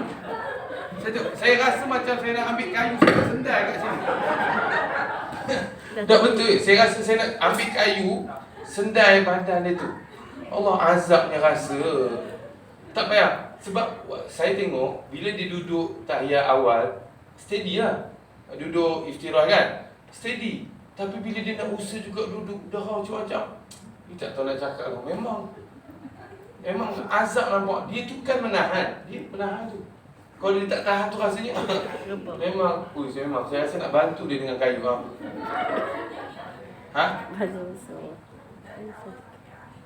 Tak, itu duduk di atas dua sujud kan? Ini kusuk. Duduk atas tumit tu duduk di atas sujud, bukan duduk di antara dua. Macam ni. Allah sujud kan? Sujud. Lepas tu Allahu Akbar. Rabbil fili warhamni. Duduk di antara dua sujud. Allahu Akbar. Itu baru duduk iftiraj. Ini duduk di antara dua sujud tu. Duduk di antara dua sujud tu boleh duduk iftiraj, boleh duduk atas tumit dan sebagainya. Boleh. Baik tak? Ya.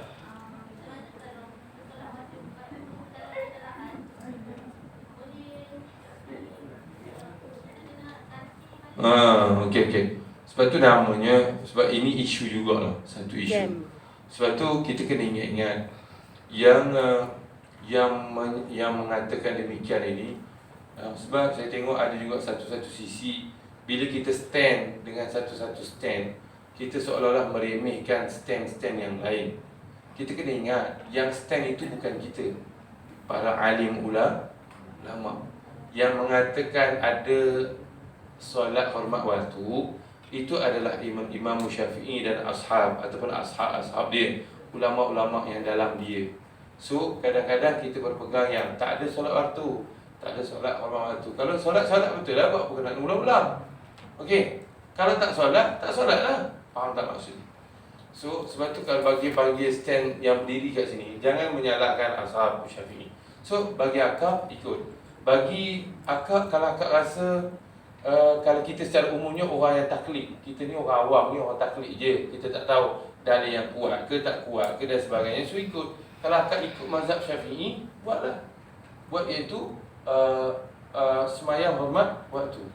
Namun kadang-kadang akak pun tahu dalam mazhab Syafi'i, kalau kita ada kesukaran, kita panggil masyaqqah dan sebagainya, kita boleh taklid mazhab untuk situasi-situasi yang sukar. Tak ada masalah. Maksudnya akak boleh iaitu berpegang kepada yang mengatakan, contohnya bila jam, kalau boleh berhenti kan, dan sebagainya. Kalau tak boleh, ada juga masalah yang kalau berhenti tak berlanggar lah dan sebagainya, boleh kita berpegang kepada kata Imam Syafi'i itu, hormat semayang, hormat waktu je. Lepas tu baliklah isyak, bukan qada pun, jangan ingat bukan qada. Kita semayang tunai lah. Kita semayang tunai. Sebab itu kita lakukan atas dasar uzur. Macam tu juga, macam tu kita bangun tidur kan. Bangun tidur pukul 8 pagi. Adakah kita niat usali pada subuh qada tak? Jangan niat qada. Semayang biasa je. Kita bukan hutang. Lainlah kalau sengaja. Kalau sengaja tu lain. Okey, satu dua soalan lagi silakan. Kalau kata waktu jam solat hormati waktu kan. Kita ada wudu. Tak juga sebab tak dapat apa tu menghadap kiblat dengan betul. Tak dapat melaksanakan rukun-rukun dengan betul. Tetap juga lepas ni kita kena buat. Andai kata susah dan sebagainya, tak payah. dan nanti lepas Isyak kita buat saja solat. So kita dalam keadaan yang sukar, kita memilih pandangan, contohnya Imam Malik sebagai contoh, tidak ada solat fardu. Itu sebagai contoh. Boleh je, tak ada masalah. Cuma saya harap sangat-sangatlah, khusus bagi abang-abang, akak-akak, kalau berhadapan dengan ustaz-ustaz yang suka bab-bab macam ni, saya harap tuan-tuan kena bertenang sikit. Tuan-tuan harus bertenang. Maksudnya jangan sampai kita menyalahkan, sebab benda kita ni ilmu sangat cetek. Yang perbahasan sebenarnya perbahasan para alim ulama. Kenapa kadang-kadang perbahasan ni berlaku? Di antaranya nak menguji kita, uji kita. So bila kau letak satu-satu stand, adakah kau bantai orang ni? Bila kau masuk sini pula, adakah kau bantai orang ni? Ini juga satu ujian bagi penuntut ilmu, bagi macam kita ni penuntut ilmu. Saya harap akak-akak cuba bertindak matang dengan ilmu. InsyaAllah ini yang aku pegang. Yang lain aku tak tahulah. Yang lain aku tak tahu. Mungkin banyak benda yang aku tak tahu. Contoh macam tu lah. Okey, boleh? Soalan yang terakhir, kalau ada. Kalau tak ada lagi bagus.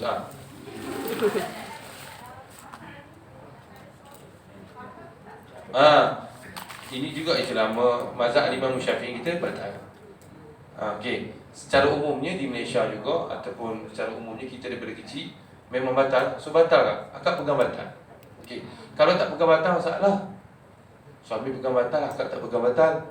Lepas tu dari segi hukum negara, kenegaraan kan, hukum kenegaraan akak tak batal.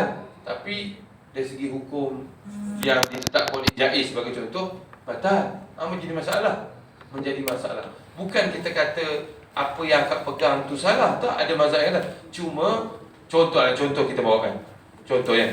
Okey, setiap hari Khamis pihak jabatan mewajibkan lelaki pakai baju batik, contoh macam hari ni. Macam ni. Tiba-tiba akak datang pakai baju songkit. Ataupun pakai baju kelawar lah, lelaki ni pakai baju kelawar. Contohnya. Tiba-tiba dia cakap, contoh ketua jabatan, kenapa kamu tak pakai baju batik? Kenapa kamu pakai baju kelawar? Takkan haram pun. Nampak? Takkan haram pakai baju kelawar ni. Adakah salah pakai baju kelawar? Bukan saya tak pakai baju. Tak pakai baju ialah haram mungkin. Tapi saya pakai baju juga. Nampak? Nak kata dia tak salah satu sudut, memang tak salah. Dia pakai baju. Tapi salahnya sebab kita dah buat satu pemerintah, satu undang-undang, satu, kita panggil apa ya? Satu sistem lah. Satu sistem. Kau kena ikut. Kau tidak masalah. Dari sudut kau salah terhadap pimpinan. Begitu juga kalau kau duduk dekat satu-satu negeri, kau ikutlah law dia. Kalau kau ikut contoh negeri apa, Selangor, kau ikutlah Selangor punya. Kau ikut sebab lain-lain. Dia punya enactment mahkamah, cara talak lain tak? Lain. Tak boleh. Sebab tu contoh kalau kata kita kan, kita nikah dekat Selangor, kita kena ikut law Selangor. Tak boleh kita contoh nikah kat Selangor, kita ambil hukum pergi Perlis pula. Kalau talak 3 kali, jatuh sekali. Tak boleh. Sebab kita menikah dekat Selangor, kita kena kira kalau kita talak 3 kali, jatuh 3. Bukan jatuh 1. Faham tak maksudnya? Kena ikut law tu lah. Kalau nak daripada awal pergi nikah dekat Perlis, contohnya. Cukup baik. Maksudnya kena ikut saja. Okey. Tapi macam saya kata, tidak maksudnya yang kata tak batal tu salah. Sebab kita orang awam. Kalau akak-akak betul tahu, bab kata tadi, saya ni memang faqih. Saya tahu hadis ni sahih, hadis ni tak sahih, hadis ni lebih kuat, hadis ni kurang kuat. Ini tahu. Ini kita tak tahu idgham al-ghunnah, tak lepas lagi. Takkan itu. Udahlah tu. Okey, saya sekarang itu dah pukul 4 dah. Kita dah lebih saya rasa sekarang itu ibu bapa ayah abang-abang kakak. Sebab tu saya sebenarnya rukun qauli ni agak saya tak nak panjang-panjangkan sangat. Cuma saya tekankan juga benda-benda yang agak main, kenapa macam mana baca dengan baik alunan dan sebagainya, supaya kita dapat cover juga tentang 5 rukun qauli. Dan masih sama kita sentuh juga rukun qalbi, rukun fi'li sikit-sikit tadi, dan juga soal-soal jawab khususnya bab soalan. Saya rasa akhir sekali, ampun maaf terkasar bahasa apa juga, mungkin ada kekurangan di mana-mana, saya mohon ampun dan maaf. Yang pertamanya. Yang kedua, saya nak ucapkan terima kasih kepada ketua jabatan, timbalan, pengarah, dan juga siapa juga ketua jabatan atau pimpinan jabatan. Ucapkan terima kasih di atas jemputan dan tahniah kepada semua. Mudah-mudahan keberadaan kita dalam majlis ilmu dikira ibadah oleh Allah SWT. Dan yang ketiga, apa juga benda yang bermanfaat mungkin mudah-mudahan dapat sama-sama kita amal dan kita sampaikan. Saya sudahi kalam saya dengan billahi taufiq wal hidayah. Assalamualaikum warahmatullahi wabarakatuh.